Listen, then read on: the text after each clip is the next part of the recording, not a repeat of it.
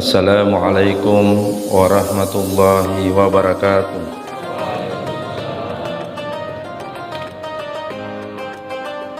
Subhanallah walhamdulillah wa la ilaha illallah wallahu akbar. Allahumma salli ala sayyidina Muhammad amma ba'd. Bapak Ibu jemaah salat tarawih yang insyaallah sama-sama dimuliakan oleh Allah Subhanahu wa ta'ala. Kalaulah kita ingin jujur tadi mendengarkan bacaan Al-Quran dari anak kita, maka saya yakin dan percaya semua yang ada di tempat ini ingin punya anak keturunan yang pandai dan insyaallah fasih baca Al-Quran. Itu fitrawi sebagai seorang manusia. Maka ingin menyampaikan kepada orang tua Ananda, orang tuamu adalah orang yang sangat berbahagia di dunia, akan mendapatkan kebahagiaan tidak ternilai dengan uang. Meninggal nanti orang tua mengalir pula pahala dari bacaan Ananda kalau Ananda membaca Al-Quran. Lebih-lebih nanti di yaumil kiamat, di pada masa semua orang tertunduk ketakutan, seorang ayah ketakutan, seorang ibu ketakutan, saudara pun ketakutan.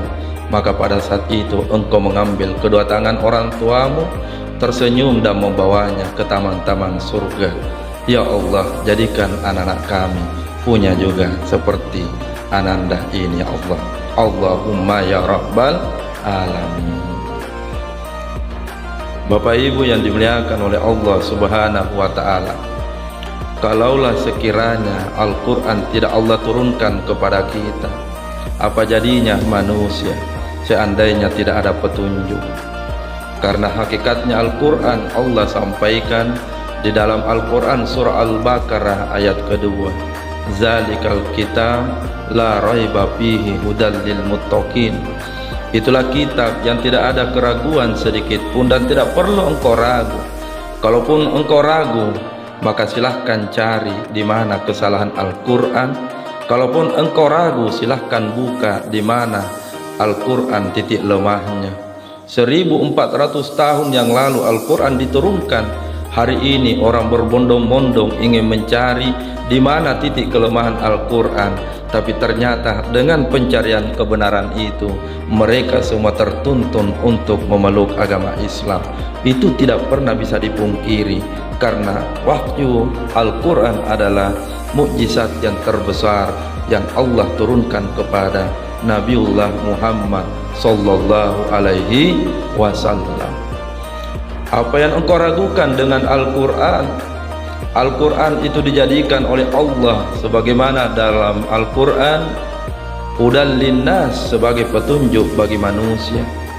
Orang yang ingin mendapatkan petunjuk maka lihatlah Al-Quran. Orang yang ingin selamat dunia dan akhirat maka baca dan beramalkan Al-Quran. Karena Al-Quran menceritakan hampir semua yang ada kita lakukan hari ini, selain dengan masa di alam kubur, itu sudah terbukti kebenarannya. Apa yang kita ragukan sedikit pun.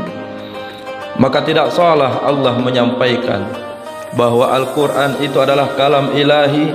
Anzal Al-Quran, diturunkan Al-Quran itu fi lailatul mubarak, adalah pada satu malam yang sangat diberkahi di dalamnya. Dalam Al-Quran pula sering kita dengarkan bacaan salam surah Al-Qadr, inna anzalnahu fi lailatul qadar, yang menjadi salah satu keistimewaan di bulan suci Ramadan, malam turunnya Lailatul Qadar.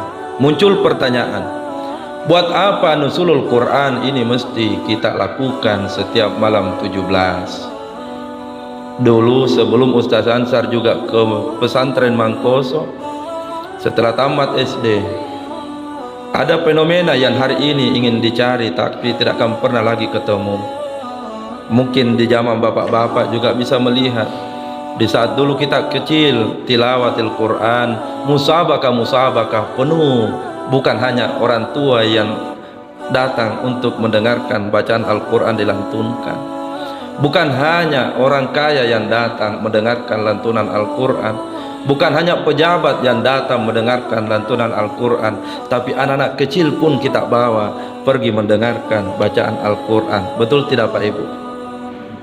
Ada kerinduan dengan mendengarkan bacaan Al-Quran yang begitu merdu. Ada kerinduan yang sangat kita nantikan pada saat kecil dulu. Tapi itu dulu, coba bandingkan dengan sekarang. Adakah penonton kalau dilaksanakan musabaqah tilawatil Quran, perlombaan di masjid, tak ada je penonton? Mana penonton tak? Penonton tak lebih asik untuk menyanyi di tempat karaoke dibandingkan datang mendengarkan tilawatil Quran. Padahal Al-Quran ini siapa yang membaca, siapa yang mendengar dapat pahala. Dia menjadi pedoman bagi kita berjalan melangkah di titian kehidupan yang singkat ini. Maka Allah turunkan Al-Quran tiada lain dan tiada bukan untuk menjadi hudan linnas, petunjuk bagi manusia. Di alam rahim dulu kita pernah dipersaksikan dengan pertanyaan Allah, alastu bi rabbikum, hei manusia yang sebentar lagi aku tiupkan dalam janin yang sudah disiapkan di dalam rahim ibumu. Apakah engkau percaya bahwa saya adalah Rabbmu? Dijawab kita semua pada saat itu, qalu bala syahidna, kami percaya ya Allah bahwa engkau adalah Rabb Tuhan kami ya Allah. Akhirnya kita genggam persaksian itu di alam rahim, lalu kita keluar dari alam rahim itu. Maka di alam syahadah inilah kita berada hari ini. Al-Quran jelaskan bagaimana keberadaan kita di dunia yang sementara ini. Wa mal hayatud dunya, tiadalah kehidupan di dunia itu illa mata'ul ghurur, melainkan hanya permainan dan sendagura. Kita sekarang berada di tempat sendagura Pak. Kita berada di tempat permainan yang sementara ini Pak Ibu. Ibu-ibu asik bermain dengan anaknya, bapak juga asik bermain dengan keluarga. Tapi insya Allah disampaikan oleh Allah dalam Al-Quran bahwa itu semua sifatnya hanya sementara. Apa yang kita banggakan tidak ada. Apa yang kita ingin bawa menuju kampung akhirat, hari inilah semua kesempatannya. Makanya Allah sampaikan di dalam Al-Quran tentang penyesalan manusia. Wa anfiqu mimma razaqnakum min qabli an ya'tiya ahadakumul maut. Penyesalan manusia dikala sehat, ia tidak memperbaiki ibadahnya. Ramadan tiba, malam 17 Ramadan sudah tidak bisa lagi ke masjid. Padahal di penghujung Ramadan itulah keberkahan Allah turunkan. Mau maaf Pak, di sini masih malam 17 atau 27? Malam keberapa Ibu? Oh 17, kok kira 27. Karena kuliah-lihat jemaah banyaknya kuliah, tidak ada nikah Pak. Tapi tidak apa-apa, isma syita, bebas elolota, kata orang Bugis. Kata Jibril kepada Nabi, isma syita mamauta. Kalau dunia yang kita kejar, maka kejarlah dunia itu, tapi engkau pasti tertipu, itu kata Allah. Kalau akhirat yang dikejar, maka insya Allah ketenangan pasti akan datang. Tengoklah Bapak Ibu, Allah sampaikan penyesalan manusia itu akan datang pada saat tiba waktu yang disebut dengan zakratul maut. Laula akhartani ila ajalin qarib, ya Allah tunda kematianku ya Allah, tunda ya Allah, tunda ya Allah. Ya berteriak sekencang-kencangnya, tapi itu makna hakiki, bukan yang kita dengar. Ya berteriak sekencang-kencangnya dalam hati. Lalu Allah pun mendekati hambanya. Kenapa mesti ditunda hambaku? Ya Allah, tunda ya Allah. Tertipu gak dengan dunia? Lalu Allah menjawab, bukankah Al-Quran telah turun kepadamu? Kenapa engkau tidak baca dan tidak mengambil renungan di dalamnya? sambil menangis berkata, "Ya Allah, sudah berakhirkah kesempatanku ya Allah? Sudah berakhirkah kesempatanku ya Allah? Sudah berakhirkah kesempatanku ya Allah?" Lalu Allah membisikkan, Nabi Muhammad adalah Nabi yang paling mulia, pun tidak ditunda kematiannya ketika sakratul maut tiba. Wahai hamba-Ku. Jemaah yang dimuliakan oleh Allah Subhanahu wa Ta'ala, akhirnya dari semua yang disampaikan sebagai pengantar ini, pernahkah kita merasa sedikit pun bersedih kalau tidak menyentuh Al-Quran? Itulah makna dari nuzulul Quran yang ingin disampaikan malam ini. Pernahkah kita merasa ada waktu yang hilang dengan percuma kalau kita tidak lagi membaca Al-Quran? Iqra'ul Quran,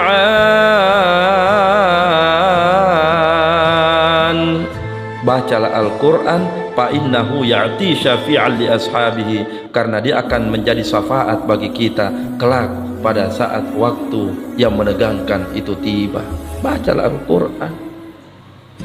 Orang yang bergeliman harta silahkan, tapi jangan lupa Al-Quran. Karena sebenarnya ujian di dunia ini, Pak Ibu, mengingatkan saja, itu bukan pada kemiskinan. Menurut hemat saya, ujian sebenarnya tatkala Allah berikan kita banyak harta. Coba lihat Al-Quran ceritakan. Salah satu Al-Quran ceritakan di antara sekian banyak dalam Al-Quran sebagai petunjuk bagi kita yang berakal untuk mengambil hikmah. Karun adalah manusia yang sangat miskin dulu. Begitu ia miskin, ia rajin beribadah. Maka pada saat ia miskin, dia rajin beribadah. Lalu ia mendatangi saudara sepupunya Nabi Musa. Ini diceritakan dalam Al-Quran untuk ibrah pelajaran bagi kita. Berkatalah Karun, "Wahai sepupuku Nabi Musa, alangkah enaknya saya beribadah kalau saya juga sudah punya banyak harta." Kata Nabi Musa, "Wahai saudaraku Karun, lebih tenang orang beribadah kalau tidak punya banyak harta, saudaraku." Dan bilang Karun, "Tidak, lebih tenang kalau banyak hartaku." Kata Nabi Musa, "Wahai Karun, penglihatan matamu itu nikmat kalau banyak harta, padahal sebenarnya itu akan mendatangkan ujian yang sangat berat." Kata Karun, "Saya pasti lolos dari ujian itu, saudaraku." Maka Nabi Musa berkata, "Baiklah wahai saudaraku Karun, kita akan buktikan di saat kita miskin pasti kita dekat dengan Allah, tapi di saat kita kaya raya, mohon maaf saudaraku, banyak orang yang lupa dengan Allah di saat Allah turunkan kekayaan." Ya Allah, Nabi Musa berdoa, "Datangkan kepada saudara sepupuku Karun harta yang banyak ya Allah, supaya dia lebih rajin beribadah." Bulan berganti, tahun berganti, Karun pun sudah menjadi orang kaya raya. Tapi apa yang terjadi, Pak Ibu? Bahagiakah Karun dengan kekayaannya? Karun bukannya bahagia, muncul kesombongan, muncul kepungahan. Yang tadinya bukan siapa-siapa tiba-tiba berubah menjadi sombong. Yang tadinya bukan siapa-siapa lalu tiba-tiba tidak mau bergerak kepalanya kalau tidak dipanggil sebagai contoh buang karaim petah. Lihat Karun. Begitu dia kaya raya, maka berkata lagi Nabi Musa, "Karun, itu hartamu Karun, silahkan sumbangkan sedikit di jalan Allah Karun." Nabi bilang, "Karun, itu diceritakan semua dalam Al-Quran." "Nabi Musa, kenapa engkau minta hartaku? Nah ini harta semua adalah milikku. Saya punya kumpulkan harta ini karena saya pintar. Saya bisa punya banyak harta ini karena saya kerja keras dan cerdas. Maka jangan pernah engkau hubungkan harta ini dengan Allah." Kata Karun. Lalu dijawab oleh Nabi Musa, "Karun, apa yang aku ucapkan dulu Karun sudah terbukti hari ini. Engkau sudah lupakan dirimu, manusia yang tidak tahu beruntung, tidak tahu apa-apa. Di saat Allah minta sebagian rezekimu, engkau tidak mau keluarkan." Karun bukannya merasa terpukul, tapi dia berkata, "Musa, ini adalah orang yang sangat terhormat, orang kaya raya Musa." Apa hubungannya Karun dengan nuzulul Quran malam ini? Tiada lain dan tiada bukan depan masjid, di samping masjid, kalau saya perhatikan sementara dibangun masjid Terus apa hubungannya dengan nuzulul Quran? Inilah Al-Quran ceritakan, infakkan harta di jalan Allah sebelum penyesalan datang dan sebelum harta itu tidak berguna. Makanya Allah sampaikan dalam Al-Quran, wa mal hayatud dunya, adalah kehidupan di dunia ini hanya menipu kita semua. Tapi siapa yang beruntung, siapa yang tidak tertipu harta yang Allah titipkan lalu ia sumbangkan di jalan Allah, seperti contohnya membangun masjid yang sementara akan kita bangun. Tapi sebelum lanjut saya mau bertanya, mau tidak ibu-ibu menyumbangkan sebagai harta untuk dibangun masjidnya Allah? Itu diam di belakang. Mau tidak? Ibu mau tidak? Itu tidak ada yang mau jawab. Ibu, itu emas tak bu, cincin tak, gelang tak, kalung tak, anting-anting tak, kalau mati dibawa ke kuburan atau tidak? Jawab dulu bu, dibawa atau tidak? Terus kalau tidak dibawa ibu, kalau paling sudah dikubur, siapa nanti yang pakai? Jawab dulu. Siapa yang pakai? Bukan anak tak yang pakai, tapi istri baru na apa yang pakai. Jangan makin munafik, kami memang begitu. Saya tanya bapak-bapak, betul tidak pak? Itu bilang betul. Makanya Allah ceritakan bahwa semua harta yang Allah berikan kepada kita itu pun hanya titipan, itu pun hanya sementara. Tapi bapak-bapak juga jangan gembira dengan hanya diberikan contoh kepada ibu. Pak, mobil yang sudah bapak beli, mudah-mudahan kalau mati itu yang dipakai ditumpangi ke kuburan tak. Kira-kira itu bu dipakai? Bukan juga. Mobil ambulans Pak yang bapak akan gunakan.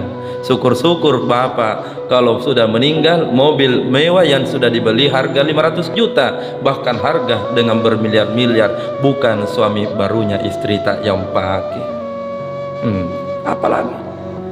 Tapi orang yang mengimpakkan hartanya di jalan Allah, Allah sampaikan dalam Al-Quran, sengaja di dalam pengiratan nusul Al-Quran ini supaya kita buka Al-Quran itu, bahwa orang yang paling beruntung adalah mereka yang mengimpakkan hartanya di jalan Allah. Maka pada saat sakratul maut ia berkata, laula akhartani ila ajalin qarib fa'azaddaka wa akun minas solihin. Ya Allah, tunda kematianku ya Allah, fa'azaddaka, saya ingin bersedekah, saya ingin berimpak supaya hartaku berberkah ya Allah, supaya menjadikan orang yang saleh ya Allah.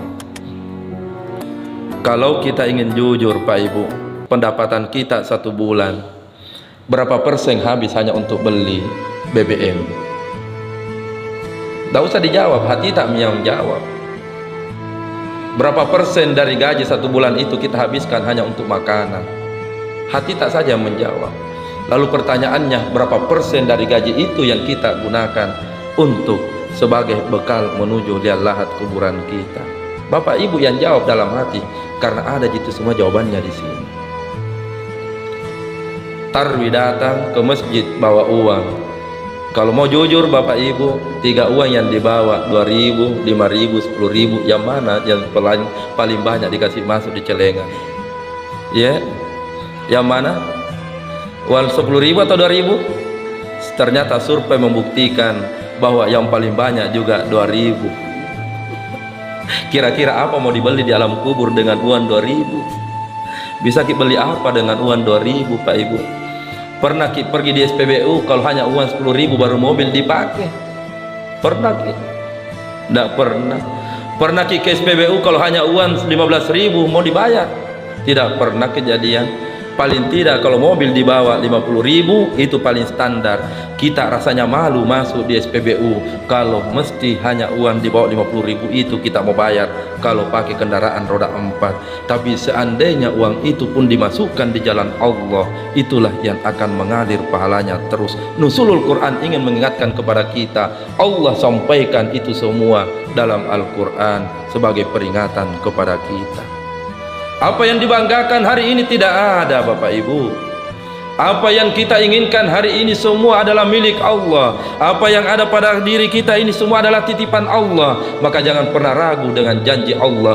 Wa ma anfaqtum min syai' Apa yang engkau infakkan di jalanku, kata Allah, bahwa yuhlifuhu, aku akan ganti berlipat-lipat ganti.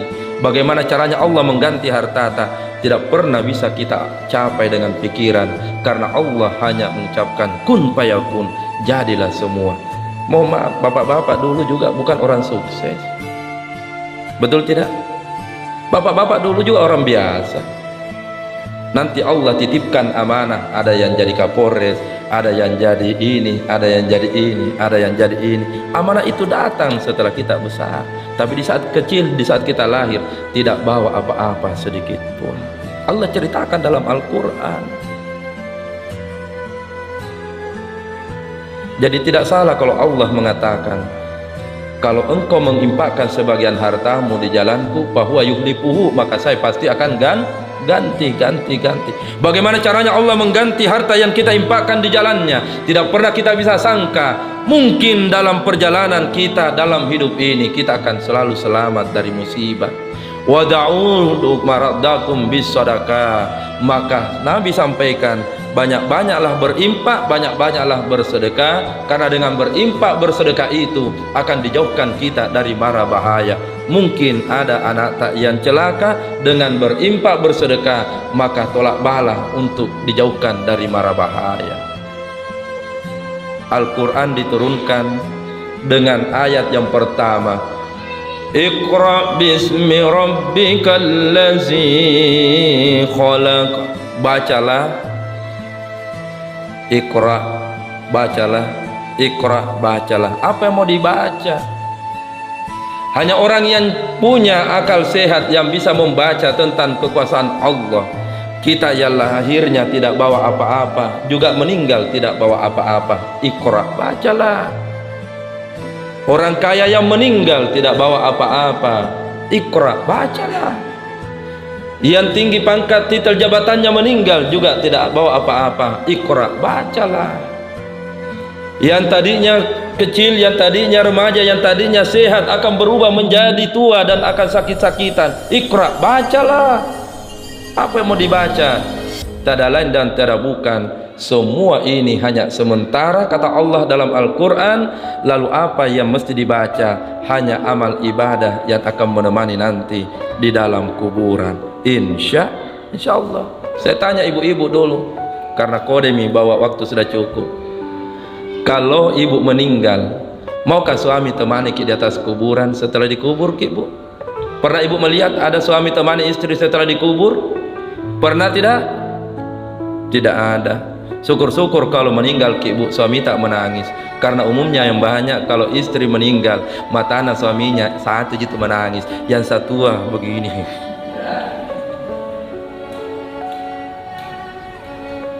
Lihat mak ibu, kenyataan ini bukan hoax. Begitu pula sebaliknya Pak, kalau meninggal paling istri juga hanya menangis. Dan umumnya kalau suami meninggal, memang banyak istri yang pingsan Pak Di. Banyak juga itu kejadian saya lihat. Suami meninggal, istri pingsan. Tapi coba dibalik jalan ceritanya, istri yang meninggal, pernahkah bapak dan ibu melihat ada suami yang pingsan? Coba beda jawab, pernah lihat? Pernah lihat atau tidak Pak Ibu? Iqra, maka bacalah. Tidak pernah. Bagaimana Kanda Pak Dokter? Pernah lihat? Tidak ada. Jadi sekali lagi Allah sampaikan, yauma yafirul mar'u min ahihi wa ummihi, ila akhir ayat. Kata Allah, di saat nanti kita semua sudah meninggalkan dunia ini, suami akan tinggalkan istri, istri pun akan tinggalkan suami, anak pun akan berlari meninggalkan orang tua. Tapi pada saat itu kita semua diperhadapkan dengan tanggung jawab masing-masing. Suami bertanggung jawab terhadap istri dan anak-anak. Itulah diceritakan, keadaan disampaikan oleh Al-Mukarram Burutta, ketua MUI yang sudah meninggal, bahwa ada kisah orang tua yang rajin salat berjamaah tapi mesti masuk neraka karena anak yang tidak salat. Ya Allah ya Rabbi, Di peradilan Allah, anak itu berkata, ya Rabbi, jangan biarkan orang tua aku masuk surga, saya anaknya ya Rabbi. Yang pantas masuk neraka adalah anak orang tua aku sendiri. Anak mestinya masuk surga saja ya Allah. Kata Allah, kenapa bisa? Panggilkan kak dulu orang tuaku ya Allah, panggilkan dulu orang tuaku ya Allah, karena orang tuaku lah yang mesti bertanggung jawab semua ini. Itu dibahas dalam Al-Quran. Kita semua adalah pemimpin dan mesti menjauhkan anak-anak dari api neraka. Dihadapkanlah kedua orang tua, lalu berkata seorang anak, ya Allah, orang tuaku ini memang rajin salat ya Allah, tapi dia hanya rajin salat bersama dengan suami istri maksudnya ya Allah, tapi dia tidak pernah menyuruhku untuk salat ya Allah.